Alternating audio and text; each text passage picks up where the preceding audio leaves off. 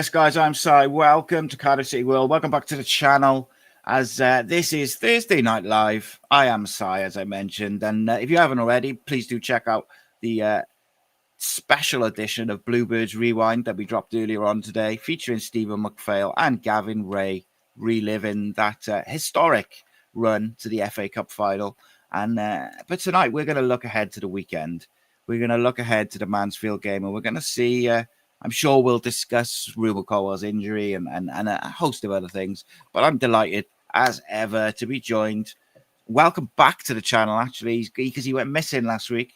It is none other than Mr. Aaron Anderson. How are you, mate? I'm very well. I'm very busy.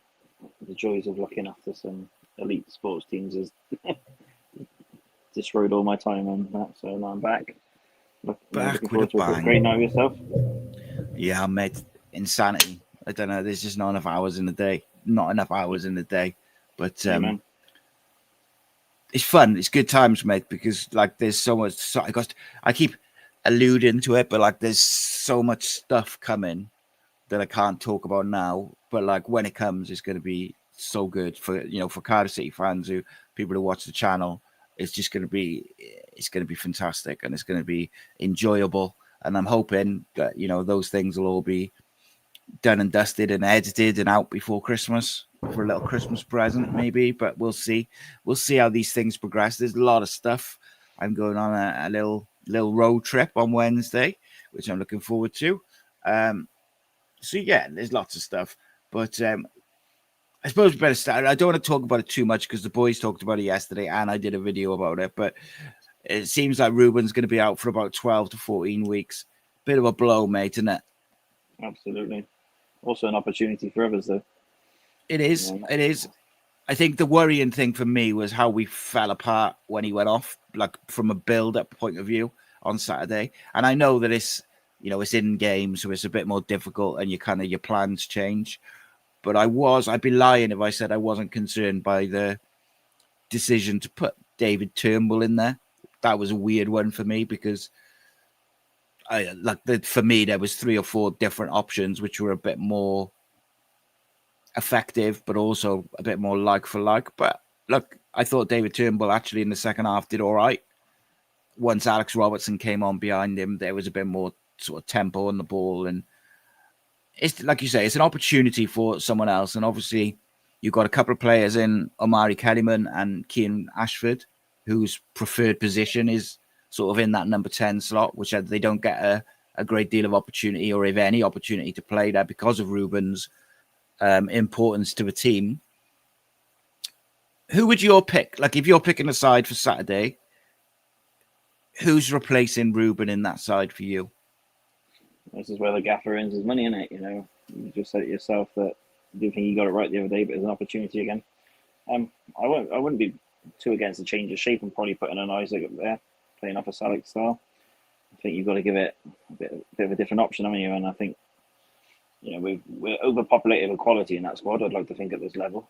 So even losing a talisman that is Ruben, you should be able to replace that with something of just a good quality. But I would like to see someone like an Isaac, or even try and get Callum, and go for a front two, and just I think so. There's 2 sides to that. Like, I really like the idea of Isaac Davis playing off Salic. I think that could work really, really well because Isaac will go in behind and he will give pace, and pace frightens defenders, but especially at this level. My concern is if you change the shape, is getting the balance right. You've got to have the right balance in midfield with just 2 in there. And I think people underestimate how much work Ruben does off the ball. So if you're saying, right, if let's say put the change of shape to one side for a second, if you drop in someone else into that number 10, just a direct switch, whilst I don't think they should be picked on their pressing ability, because ultimately, I've said before, I wouldn't mind if Ruben was allowed to cheat a little bit and he focused on creating and scoring goals, even though he offers a great deal to the side off the ball. However, the way that this side is built and the way that the system is built and the way that Brian Barry Murphy wants to play, we press in a 4-4-2, sometimes a 4-2-4, but generally it's a 4-4-2. And if you're number 10, as seen with David Turnbull in, that first half on Saturday, if your number 10 hasn't got the mobility and the legs to press as you kind of have done all season, it does create an opportunity for the other team to get the ball into the channels quickly, or to switch play quickly, because they haven't got the same pressure on them on the ball. Now, Amari Kellyman is the one that everybody is kind of going, well, he'll be the obvious one to go in and play in his normal position. However, I agree, from a creative standpoint, I would really like to see how he gets on.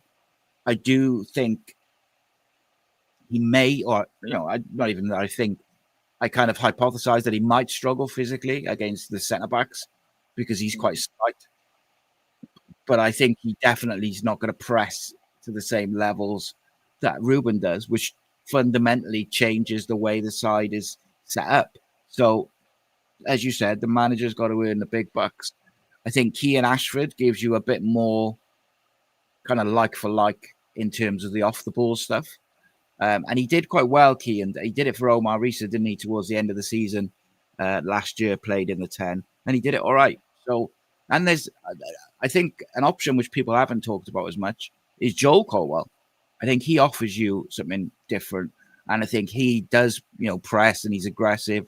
He wins he wins the ball in the final third quite a lot, and turns the ball over, and he can carry it. So I think he's a really interesting option. He also took his goal very well on Saturday. But I'm quite intrigued by it, mate. I am. I'm really intrigued by it. And I want to talk about the midfield in a minute. But just in the number 10, like, what do you make of what I kind of just hypothesized? No, I'd absolutely agree. What's the alternative? Playing, a good friend in midfield. I'm not a fan. I just think we need to be aggressive. We need to be on the front foot. You've got so much ability, you've got so much mobility, and utilize it. And when you bring someone on like a Di Turnbull, it sort of slows the game down and just kills it. Where Cardiff City are not about that. It's about being aggressive and all the stuff we've just spoken about. So, if you're playing against us and you see a Di Turnbull in midfield straight away, you've got the legs on him. City are trying to set up in a certain way. Whereas if you put someone in who's got a bit more about him, a bit more of a bite and aggressive, that sort of just sets a different tone, doesn't it? And also gets the fans off it, out of their chairs. I think that's what we need to be doing, especially this time of year. The grass is wet, it's cold. We need to be getting goals on the board at the top of the league now. Let's start stamping the authority. Yeah, I thought on that tempo side of things, I thought Alex Robertson made a massive difference on Saturday, because what he does is when he gets on the ball, he'll give it, or even if he just recycles it back to the centre back, he does tend to look forward, but wherever he passes it, he moves into space to get it back, no matter where he is on the pitch. And that is massive. You've played football as well. It's massive for tempo, where you've just got someone who's, gets the ball under control quickly, moves it, and then wants it back, because it just ticks things over really quickly. And I think that makes a massive difference. Now, the pass is only as good as you're running it. Yeah. Is the obvious answer then Alex Robertson goes into the 10, which I personally don't like. I think his best games have been when he got the pitch in front of him and he can do those little passing moves. Whereas when he's sometimes got to take it on the half turn or with his back to goal around the edge of the box in those little pockets, I didn't think he was as effective as he was when he came from a bit deeper and arriving onto the ball. Now, some people will disagree, but that was my sort of feelings on it. But I think Alex Robertson has to start on Saturday. Now, Joel Colwell, I think, has got that gash on his knee, hasn't he? So I think he's probably doubtful, or at least might not start the game on Saturday. What did you make of the midfield? What did you make of Ryan Wintle's return to the side after a bit of time out? How did you feel? It was needed, wasn't it? You could see that the midfield was struggling, and for all the negativity about Wintle, he leads very well. He knows when to sort of drop into that space, and he's decent on the ball. I've just listened to what you said about the Robertson element, but how about a Robertson and a Colwell in a deeper role? That offers that bite, that guard, and that sort of aggressiveness. So many options, aren't there? I think that we've got the midfield wrong for the past couple of games. I think we're almost sort of like I just don't get sometimes the selection of Brian. I can only assume it's for sort of control and balance. But I just think when you look at that team, you look at that squad, we're better when we're aggressive. We're better when we're on the front foot, and to be able to get players like Salah and that play, and we need to be able to create space. And you don't do that with certain players, and certain players you do. But it's easy doing it from the armchair, isn't it? Whereas Brian has to do that from the thing. But he just needs to get it right. I think there's been a few weeks where that midfield is, you got the centre halves wrong for a period of time, and now he's addressed that issue. I think this midfield three now has to be looked at, and I think that's the only sort of thing that's holding Cardiff City back at the moment. Yeah, it's just finding the balance, isn't it? Like the personnel now to do the job. And I think it's really interesting. I see a lot of people that generally on social media and comments and stuff, the two sort of favourite people for this number 10, like to replace Ruben effectively, seem to be Kellyman or Callum Robinson.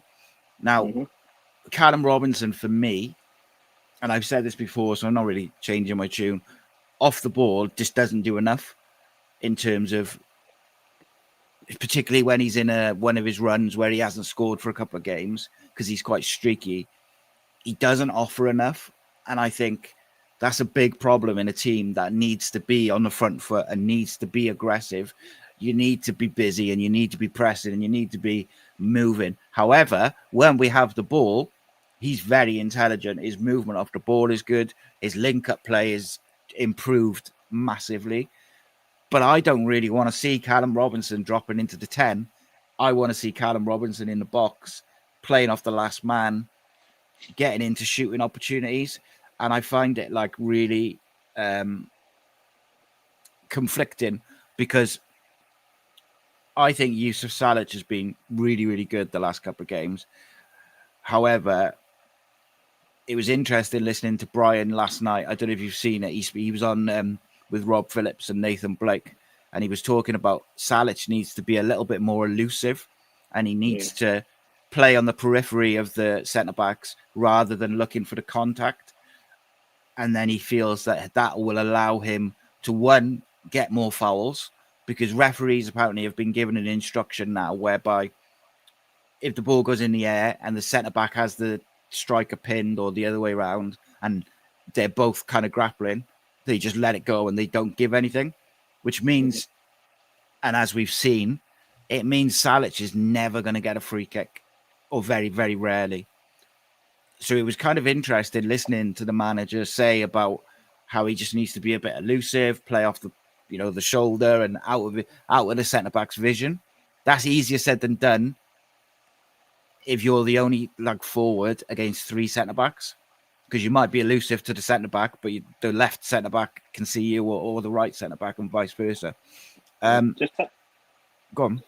Sorry, just saying, touching on what you said about Callum as well, is that we're talking about replacing someone of Ruben. Has Callum got the same legs as Ruben? Probably not. Can Callum play as many games as Ruben? Now Ruben's going to be out for a period of time. Probably not. You're not going to get that same like for like. So we're not going to have that sort of same balance and step into the next game playing that same sort of way. And that's the sort of problem that we're going to face at the moment, is that, and also the fact is that Callum is probably, we talk about who's the better striker between him and Salic. If one of them gets injured, we've got a bit of a problem before January. And we've always have to manage Callum. Is it wise to be playing him in a role that's going to burn him out and he's not going to be able to? I wouldn't want to do that personally. You're absolutely right. No. He gets us a goal, but you can't expect Callum to be doing 70 minutes Saturday, Tuesday. It's just not wise, especially when you've got players that now fit that role, and Callum offers you a different option. And how many games is when we've sort of started with a Callum and brought in a Salic and actually changed the game, and vice versa. You always need a plan B. And my choice for this Saturday specifically, I would go with Chris Willock in the 10. I would go with Willock in the 10. I would go with Isaac on the left and probably Kellyman off the right, with the idea of Kean Ashford coming off the bench, either wide or in the 10, depending. There's two reasons for that, really. Is one, the Cardiff City pitch is nice, big, wide, and I think that Kellyman enjoys that space where he can get the switch ball and he's isolating the fullback. We just have to get back to getting those switch balls to him early. I think Chris Willock has been in fantastic form. I thought he looked really, really sharp on Saturday. And I think he just looks like a natural 10.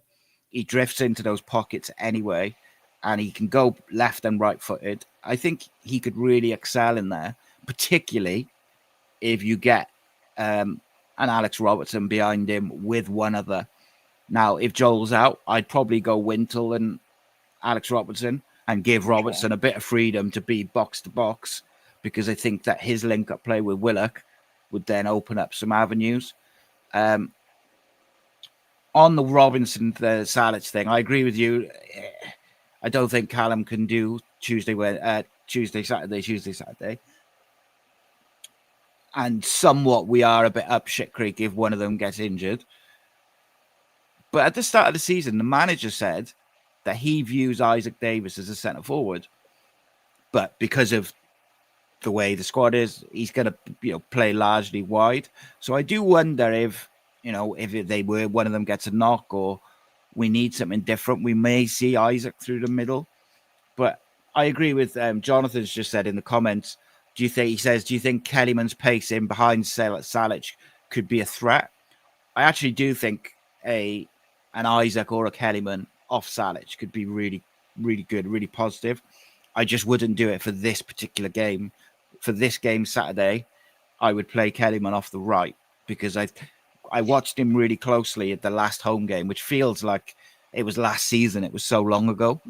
Yeah. And me and my son were watching him and he had so much room, but we weren't getting the ball out. We weren't doing those long diagonals. I don't think Fish started, if my memory serves. I think it was Dylan and Callum. I might be wrong on that because I got off my memory. But I just remember the switch was on, but instead of doing the long, quick switch, which we've done all season, we kind of went sideways and around. And then by the time he got the ball, he was marked. But it's definitely fascinating.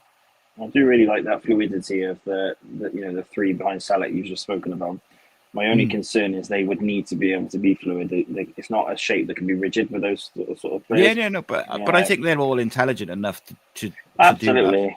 It'd be more if they're told not to, as opposed to football intelligence. Yeah, true. But I think that you're absolutely right. An Isaac and a Kellyman being able to run past the centre forwards. A Willock being able to drop into that position he likes to on the left sometimes, and those dreams are made of, isn't it? In reality, if you're playing FIFA or Football Manager, but it's about getting them in space and giving those opportunities. But the other outside of it is Kean Ashford obviously missed Saturday, but before the international break, he'd come back into the side and was looking really, really sharp. Yeah, I wouldn't be shocked to see him get a start, whether it's in the 10 or wide, because I think he gives you a lot of aggression off the ball. He's got a really high football IQ, Kean has, in terms of the spaces he takes up. And generally speaking, he had that funny spell, didn't he, earlier in the season where people were getting on his back a bit. But generally, his final decisions are very good, like when to pass, when to shoot, when to slot it in. And I think, again, maybe that's a good one. But definitely as well. We talk about front three. He's the sort of player that could come on and play anywhere across that three. Yeah, and you can imagine it gives you a bit of flexibility. 20 or 30 minutes left, and you've got him as a finisher. So, young energy.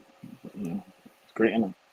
And on that, mate, on the last sort of 30 minutes, I said it at the Leyton Orient game, and I was equally critical of the Reading game, I think it was. No, what was the game where we got done right at the death away from home with that curler into the top corner? Oh, that was Bolton, mate. Bolton, that's it, yeah. So I was critical of him, the manager at Bolton, for not influencing the game with his subs. And Leyton Orient, he absolutely changed the game by putting triple sub on at the hour mark and we won the game within probably 5-10 minutes of those subs coming on. And I thought the game was getting away from us a little bit on Saturday. We'd lost control of it. Northampton were pushing and pushing and pushing. He brings on the triples. He brings on Alex Robertson, Chris Willock, and Perry NG, and it changes the game. We get control of the ball. Alex Robertson's getting on the ball. Chris Willock is pressing really intelligently, not constantly, but really intelligently, carrying the ball intelligently, crossing and stuff like that. And what Chris Willock did is he freed up Joel Bagan, and Joel Bagan put a couple of really good early crosses in, like almost diagonals from just inside the opposition half. And Salic obviously scores from one of them, but it's disallowed. Yeah. And obviously Perry NG gave us stability with Capaccio going up to right wing. Now, the manager deserves a lot of credit for that, because that game was getting away from us. And, you know, when they scored, we could have easily, on the back of the Blackpool performance, we could have easily fallen apart, because we are a young side. And, you know, the subs and the likes of, you know, the Ryan Wintles, the Alex Robertsons, just calmed everything down, get hold of the ball, Perry NG as well. And I thought Callum Chambers was excellent as well. And you've got to give the manager credit, mate, because it takes a brave manager to make 3 subs and go bang, because 3 subs can be very disruptive, or it can change the game. So you have to get those subs spot on. And he did, you know, and lastly on that, he didn't bring Callum Robinson on for, you know, in that game, which I'm sure there was people moaning about or criticizing him for. But when you look back at how that game developed and how things worked out, it was the right decision tactically. Now, obviously, if the game goes the other way, people are going to ask questions. But I'm interested. Like, I love the tactics, mate. But he's a very young manager as well. You know, if you look how many first-team games Brian's actually had, it's not a massive amount as a manager, is it? You know, he's still learning, you know, is plying his trade as he goes. You know, so you're gonna get it right sometimes. You know, you're gonna get it wrong a lot of times. But how many times, you know, previous Cardiff City managers closed up with subs? You know, and all I look for when he makes these changes is positivity. You know, and he goes for it.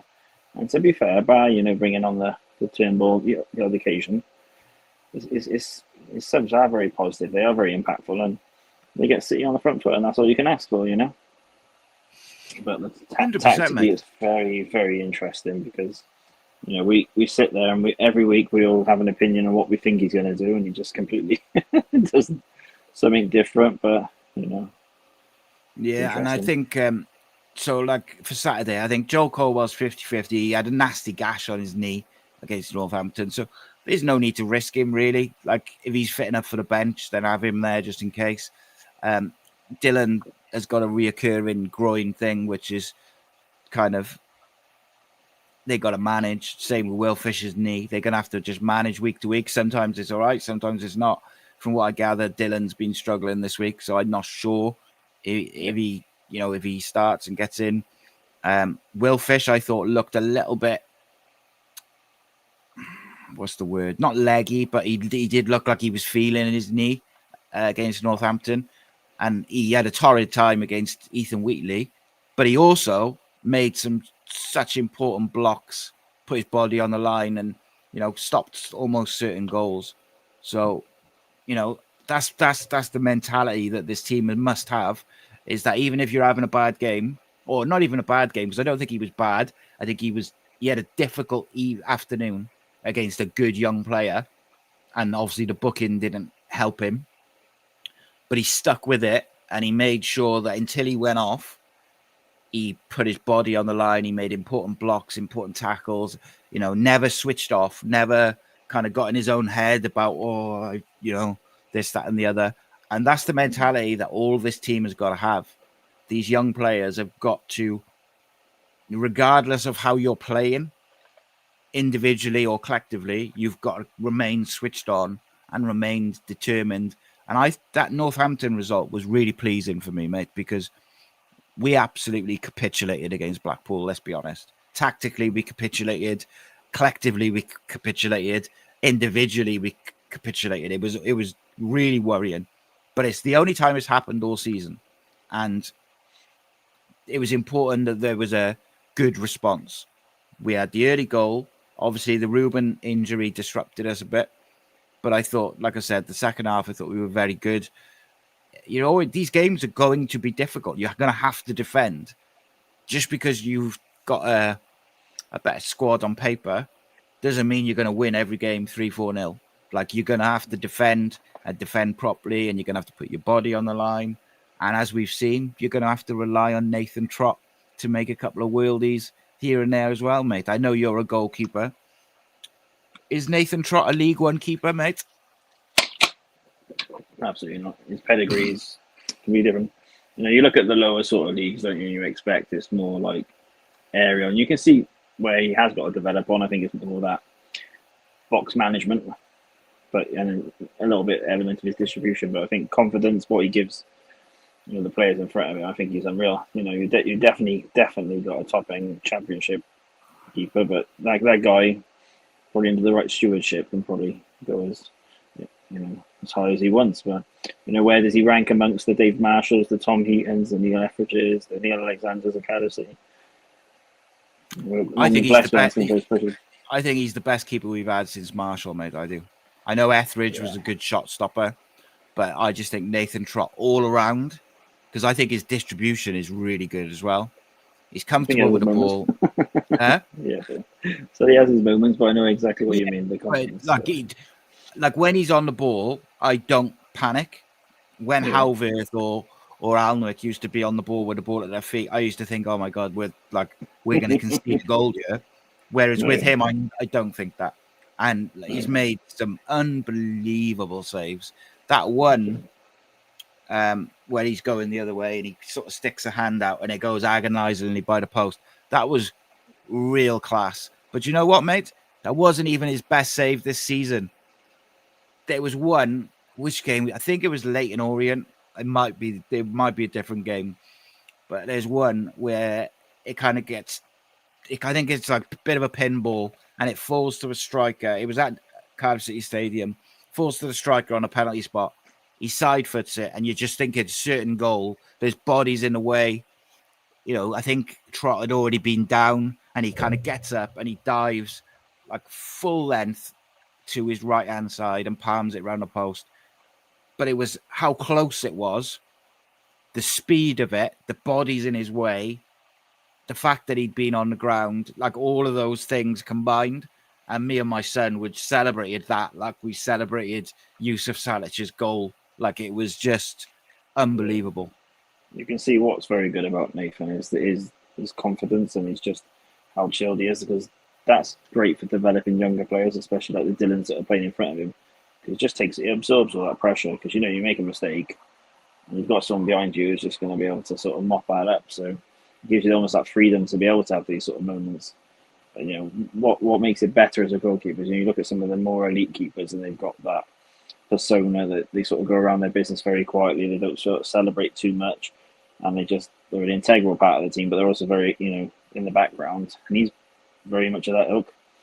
Yeah, he's the sort of guy that just the things he does and just does it. I'm doing my job, and that's it. Do you think? So let me ask you this then.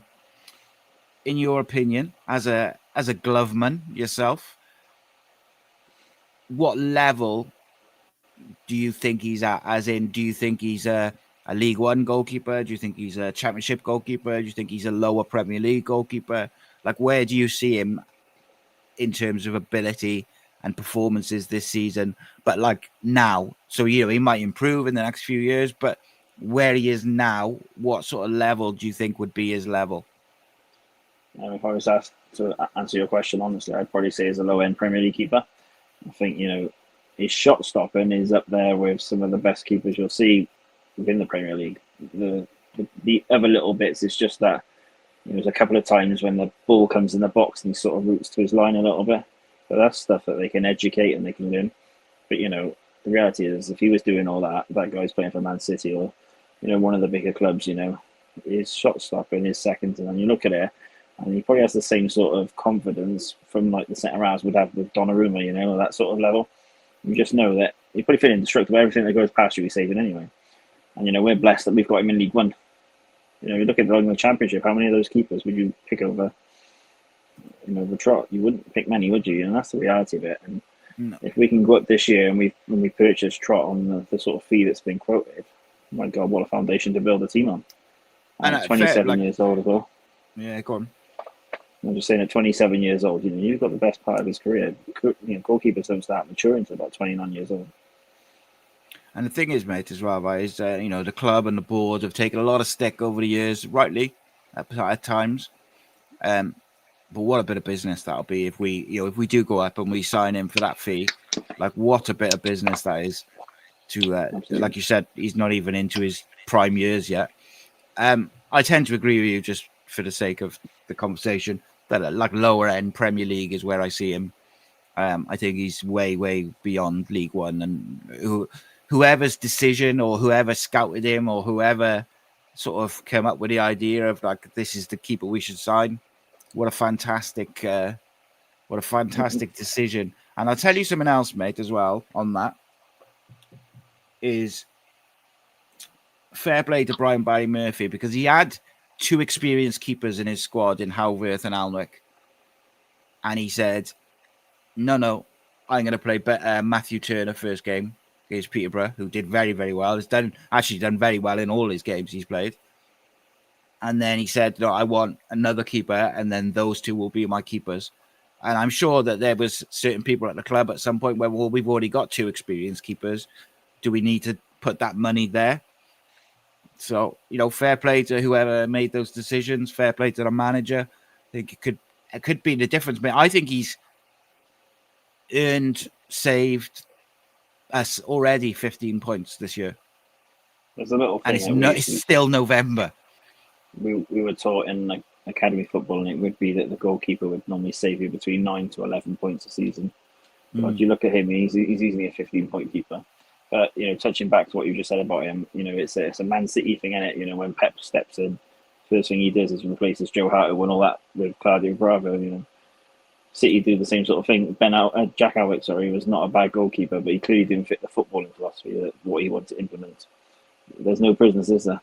And he made that change to better the style of football and better the team, and he made the right choice. Interestingly, I also think that, of course, he wants a keeper who can play the way he wants to play, but I also think he wanted a keeper who was incredible shot stopper, because of the way he likes to play football is quite open. And like Jonathan's just said there, Trotter's faced the second most amount of shots this season. We're only ahead of Blackpool for shots conceded. And when you look at it like that, if we didn't have a keeper who's good as him for shot stopping, we might not be where we are. Do you see what I mean? Yeah. So it's, it is very important decision. It's high risk, but there's high reward from it, And that's where we like to play. It's not just a great brand of football to sort of witness every week, but I'm sure other clubs come and watch us and think, actually, it's a decent style of football. You know what I mean? Mate, it's good to watch, if nothing else. And also, look, we haven't clicked yet. And I've been saying all season, these young players will learn. And I think Northampton game showed that. I thought we learned a lot of lessons from the Blackpool game. We didn't panic. When they scored, we didn't go like leaving one defender at the back and like going hell for leather. We just kept doing our thing, got control of the game, and then we won it with quality. And I think ultimately that shows that they learned a lesson from the Blackpool game, and that's what they've got to do all season. But there will be a period this season whereby it all clicks and we'll play some real silky football, some real 1-2 touch, and we'll score some great goals. I am hoping that purple patch, when it all clicks, is around the middle of December to the middle of January. Because if that is the period where we click, we could be away from everyone. The way this league has gone, if we can put together like a string of wins, we could be out of sight. And that's bizarre when you consider we haven't really looked that great. But it's just the way the league has gone. Sorry, one thing just on the Trot thing as well is, as an ambassador and as a role model, for Dennis, for Turner, for young Hicks and that, what a role model to have for the next generation of keeper. We're hearing good things out of the academy about some of the youngest coming through. Matt Turner, that everyone thought was a crap Welsh League goalkeeper, is some absolute incredible performances this year. What better to have someone not just of the quality and the ability, but actually, you can tell he's a leader. You can tell he's got that in him as well. So it's just touching back on that. I think it's a great asset that Cardiff City have. But yeah, absolutely, got with this team when it does click. I'm scared whoever we play against, to be fair, because we're scoring goals, but hopefully it'll be against Stevenage, mate. We played them twice in the space of a couple of weeks, so hopefully that'll be the they'll be the games where it clicks, because they'll be massive games. Yeah. Just going back to the mentality thing, which I was saying about Fish, where he had a difficult evening and then, still contributed massively to making sure we won the game. Callum Chambers had a really, really tricky, difficult start to the season, to the point where he was dropped. And, I think if you ask most City fans who's their preferred centre-backs, if they're all fit, I think most people say Fish and Lawler. Right, but Callum Chambers has come back into the side and has been really, really good. Really, really important part of what Cardiff are trying to do. He's had a couple of off games, don't get me wrong. I thought he was pretty poor against Blackpool, but so was everyone. But I thought he was every bit the captain, the leader, the centre-back on Saturday against Northampton. And that's what we will need, because we don't, it's what we got. Him, Wintle, Trott. That's about it for experience. Callum Robinson, Chris Willock. That's it, really, isn't it, for experienced players? Perry NG. What you've just said about Chambers and it's mad. I was a critic of his for his performances, but as a leader, you can't and as a role model again, can't knock him. The guy doesn't get many games, doesn't moan about it. Supports the club, supports the manager and everything he does. Help, you see him on the side of the pitch, whether he's not come on, he's there. He's the first there to sort of mentor and they're the sort of Cardiff City is always renowned for having some bad eggs within that team and that club in the changing rooms. We were all critical of Callum being given the manager's job, the captaincy. You can sort of see why, probably to an extent, he's been given it. Because I've never known this side of him, to be fair, but he just goes about his business and he's put in some real decent performances recently, and it's like, wow, where's this player come from, But it's having that mentality to, he's the captain, got dropped, didn't sulk, didn't throw his toys at the pram. He is one of the higher earners at the club. Didn't cause a problem, didn't do anything, I should be playing, I'm the captain, I blah, blah, blah. Got his head down, earned his spot back. And now, look, if everyone's fit, he might drop to the bench again. But again, he won't sulk, he won't think, just head down, team first, lead by example to these young players. And do you know what's really interesting? Earlier at the start of the season, I asked the question when they announced the captain. I thought it was a bit weird that Brian Barry Murphy doesn't pick the captains of his teams. He lets the players pick them. But actually, what it allows you to do, if you didn't pick the captain, it does allow you to drop the captain if you need to.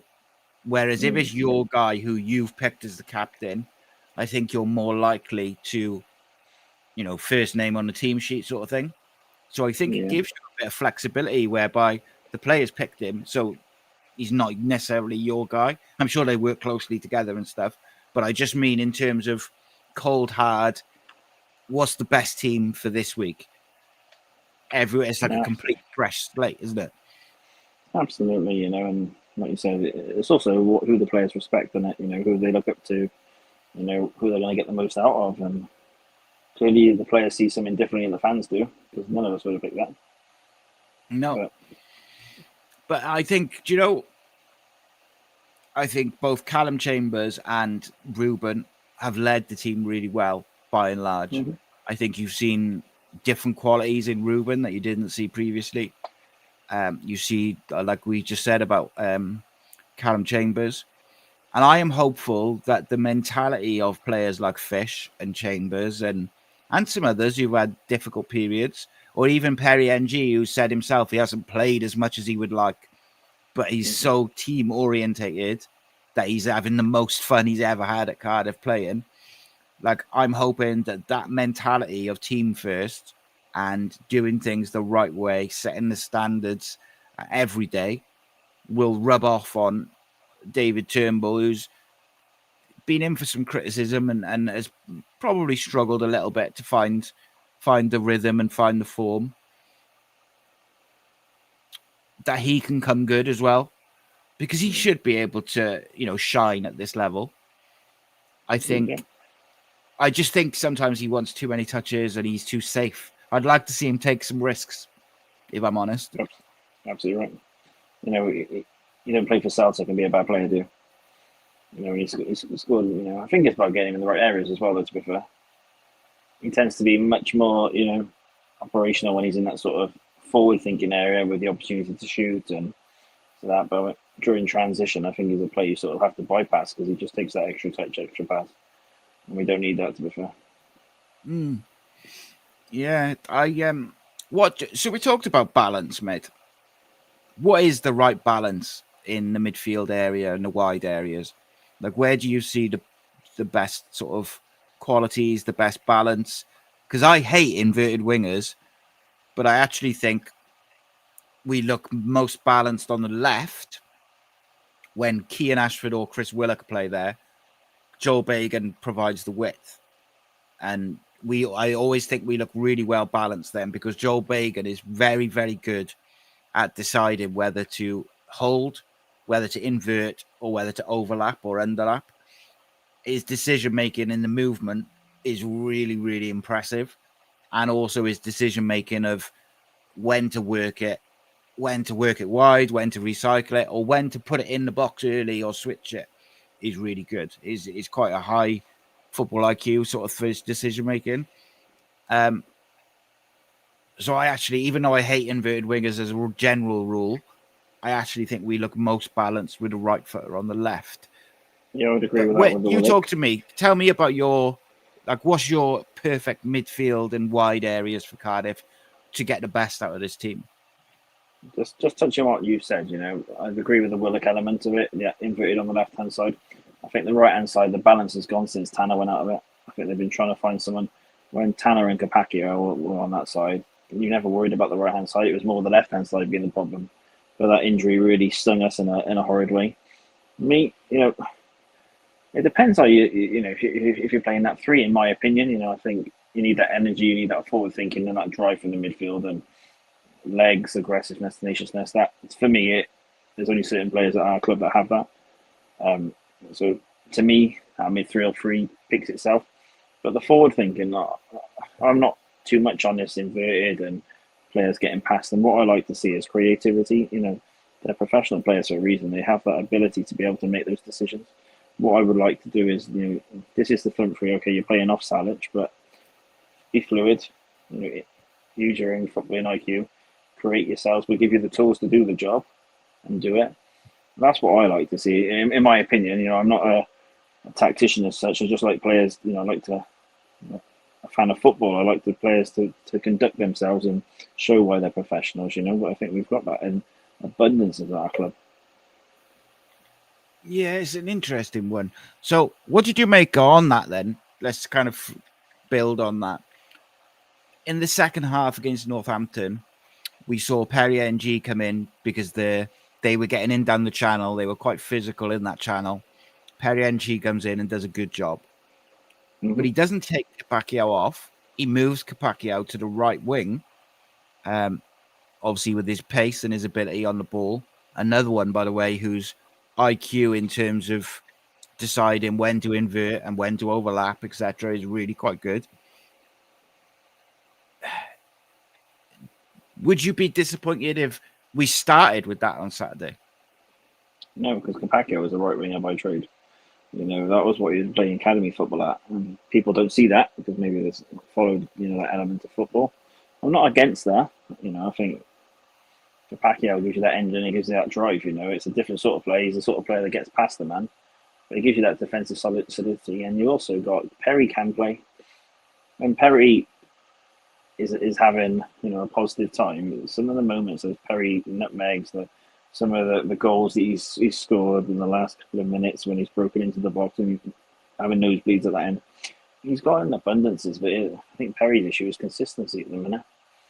And probably adapting to, he's been here, 3 managers, maybe 4. He's trying to, absorb all that. But I'm not against it. I trust what the manager picks. I trust the way he sort of sets up and plays. I just want to see it aggressive. Do you think the fans... Do you think if we went with that at home on Saturday, the reaction would be somewhat negative because they would feel that it's a defensive choice at home? I can get from the selection, yes, but selection is one part of it. It's the application. If we're on the pitch and we're trying to apply ourselves on the front foot and we're trying to look, trying to conduct an aggressive play, and Perry gives you an outball option and someone that can pass the ball, those opinions should only be short lived, and that's the thing about it. It's we'll all have an opinion, when the teams are announced at 2:15. But we wait for that first 5-10 minutes into the game. Perry puts in one big challenge, or he puts a through ball in, or has a free kick. That perception changes. If Capaccio has a lung busting run down the wing and puts a decent cross in, he's got a couple of assists this year. So why can't he play up there? I just think, yeah, got 2 assists on Saturday. You're absolutely right, mate. It's just it's team mentality, and it's got to be the best for the team. But, yeah. It's not Perry we're talking about earlier in the season that's been what everyone deemed piss poor. Perry's actually playing better, and he looks happy, mate, doesn't he? Yeah, that's the thing. He's conducting himself very well. So players are picked on merit, not by the one name. Well, one of the names that I really want to see in the side on Saturday from the start is Alex Robertson. I think he's looked pretty sharp, and I just think that element of pass and move. It's a very basic trait in terms of it's like one of the first things you learn, isn't it, as a young footballer, as a kid, pass and move. But I just think that at home, it will automatically build tempo. And I think one thing you could be possibly disappointed with at times this year is when we've needed to start at like a high tempo, we've kind of gone a bit more for control, possession, rather than, at home, I think we've been largely more aggressive. But I think most people feel that when we play at a high tempo and when we're aggressive and when we start fast or when we play fast, we kind of look like we could blow teams away. But we never seem to do it for a sustained period. Now, that could be it's just physically very demanding and very difficult to play and press and work at that level of intensity constantly for 90 minutes. It's like they're human beings at the end of the day, and there's going to be cycles where they sit in and they get their breath back and stuff. But I think by and large, we look like a different team when we move the ball off minimal touches. We press high and we press as a team, and we rotate. There's a lot of rotations within the group. Whoever's in the number 10, it's usually Ruben. When he finds those little pockets, and his teammates are using him as almost like a little wall, just bang, bang, bang, and they move it quickly. And Ronan Capaccio has been a big part of that. So possibly, if he were on the right wing, maybe that means that you are moving the ball quick and you're using Capaccio's pace to get round the outside. I do think Kellyman would be a little bit unlucky not to start. But as I mentioned at the top of the show, for anyone who's joined late, if I was picking, and then this is only my opinion, I would keep Kellyman wide for this game at home, wide pitch, get the ball to him early and isolate the fullback. And I think he could have a field day because of the amount of room he'll get. I think what you'll find in this game as well is the selection and the fans' opinion will be more driven on that midfield three. I think that's where fans every game are looking at first and foremost too, because it's probably the talking point at Cardiff City, and it sort of sets the tone. So I think that's the bit that. But home game, first game in a couple of weeks. That you just need to get on the front foot, and they need to get 3 points, need to get some goals, and just build on it. So I want to finish off on Amari Kellyman and what you've thought of him, on his loan and stuff. But before we get to that, let me just throw this one to you. We know that a manager is big on youth. We know that he loves playing young players. He loves coaching them, teaching them, and bringing them into the first team environment. We've already seen Troy Parrott in the cup games, and I think he did pretty well in all of them. Do you see a world where instead of going with any of the other options, the manager goes with Troy Perrott as a Rubens replacement? Honest answer, no. The reason I say that, and I'd love to say yes, is that I think there's so much pressure and riding on its promotion, or probably the pressures that Brian will be under from Vincent. I don't think it gives you that opportunity. I think if you're bringing him into the squad and from the bench, you can see that. And I would love to see, in these sort of games, you'd be able to give him that starting opportunity. But I think it would be unfair in the league with where we're at and what we're trying to achieve to probably put a lot of that on players. I think he deserves to be in and around the first team, absolutely. But, I think the pressure that Vincent would probably put Brian if you've selected a player like that would be unfair. It would be difficult, but I think there's a world where it could work as well. And there's definitely a world where he could do it. I absolutely agree with that. I think ability-wise, I think yeah. Sorry, I had a bit of echo and feedback in my earphones. I don't quite know why that suddenly developed, but I'm going to wrap up now anyway, mate. But I tell you what, I'm going to obviously tomorrow lunchtime we'll have the full preview out, and then tomorrow night we have a look at Brian Barry Murphy versus the Mansfield manager and a little tactical view, and then of course Saturday we'll have Matchday Madness and then the 1927 Club for all your post-match reaction. Aaron Anderson, give me the first goal scorer and your score prediction for Saturday. It's going to be Yusuf. And I'm going for a 3-1. What about yourself? Chris Willock, 3-0. I love that. But I actually think Yusuf Salic is going to have an absolute worldie of a game on Saturday. It's coming. I think he's been very, very good recently. And I love the fact that he hasn't been losing his temper with the fact that he's getting the absolute crap out of him and the referee's giving him nothing. I did enjoy his celebration with winning that free kick. So funny, mate, that was. But like, it's up there, mate. Being able to control yourself is massive. And at the start of the season, he looked angry a lot because he wasn't getting the ball and he was getting fouled and the refs weren't giving him anything. But now he just gets on with it. And I love that because it means that he's just focused on his job and he's just, he'll score goals. I'm pretty confident he'll still score 20 goals this year. Right, mate. Finish us off with this. What have you made of Amari Kellyman so far?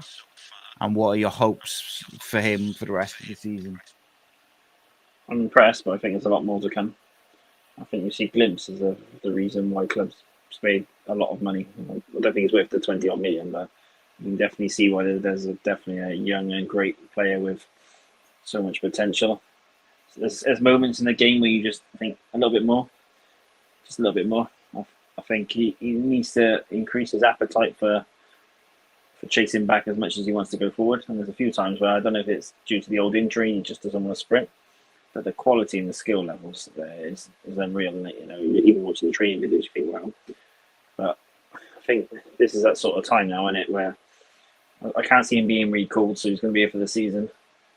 This is the sort of time now where he'll start to win his bread and butter, and I think he'll hopefully kick on and prove to them why, if he has any aspirations of playing at Chelsea, then he's got to show he's better than League One than me. So he needs to kick on now.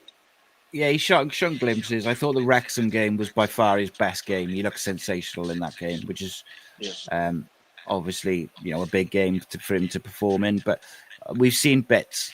I tend to agree with you. Sometimes I felt like he leaves a bit of at least Kipakio exposed a little bit. But yeah, I think there's a nervousness about fully. I don't think we've seen him at full sprint yet. I think he's got a definite, and it's understandable. He's had surgery on his hamstrings. Like he's clearly going to be mindful of it, isn't it? Right. Interested now with Tanner coming back. Oh yes, because he'll be very, very keen to get his place back in that side because he was playing really well at the start of the season as well. Probably the best I've seen him play consistently. So That'd be interesting, mate. And you never know who might come in the door in January as well. Yeah, absolutely. But until then, mate, I'll bid you farewell. Please do check out the video we dropped earlier with Steve McPhail and Gavin Ray. Look out for the preview tomorrow. And tomorrow night, the managers will go head-to-head and we'll have a real tactical deep dive video. Thank you, as always, for the support. Keep the faith. And myself and Aaron and everyone else will see you on Saturday for the game. Nice one. Take care, guys. This channel is powered by an incredible membership community on Cardiff City World and patreon.com/AcePodcastNation. Becoming a member unlocks exclusive rewards from early access to live event tickets, bonus content, and even the occasional inside transfer scoop when we get it. But more importantly, it allows us to bring you top quality Cardiff City content 7 days a week. Across those 7 days, we're talking match previews, exclusive interviews, instant match reactions, the breakdown podcast, tactical deep dives, the Spotlight series, Bluebirds Rewind, Academy Focus, and just so much more. Led by myself, backed by an army of passionate Cardiff City fans, this is content created by fans, for fans, balanced, professional, and 100% all about the club we all love. If you enjoy what we do, then join the community today and support what we are doing as we help to keep Cardiff City World flying high.